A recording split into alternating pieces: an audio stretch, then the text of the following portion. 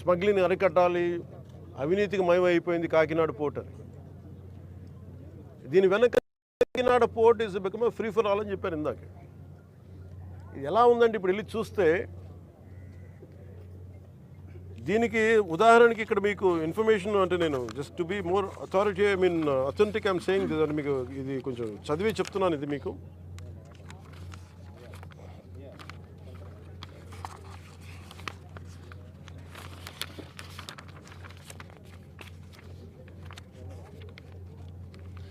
కాకినాడ పోర్టుకి రోజుకి 1000 నుంచి 1100 లారీలు వస్తాయి.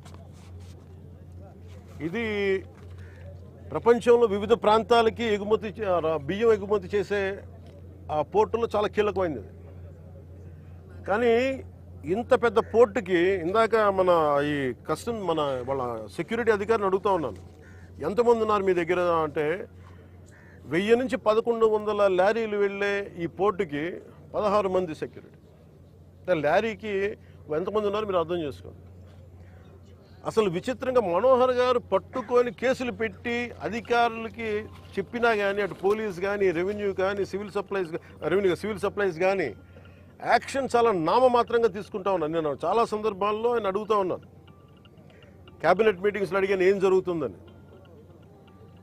నేను ఒకటే ఏం చెప్పానంటే ఇందాక మన మనోహర్ గారికి వీళ్ళకి మనం ఏ యాక్షన్ కనుక మనం ముందుకు తీసుకెళ్ళకపోతే వీళ్ళు ఇన్ని మాటలు చెప్పి దీన్ని ఏమి ముందుకు తీసుకెళ్ళలేదేంటి అన్న అపవాదం మనందరి మీద ఉంటుంది.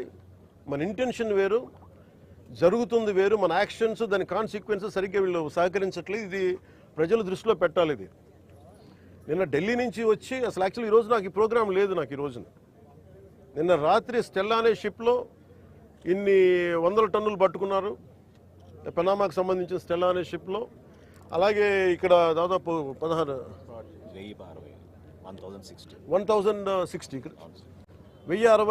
మెట్రిక్ టన్నులు ఇక్కడ పట్టుకున్నారు.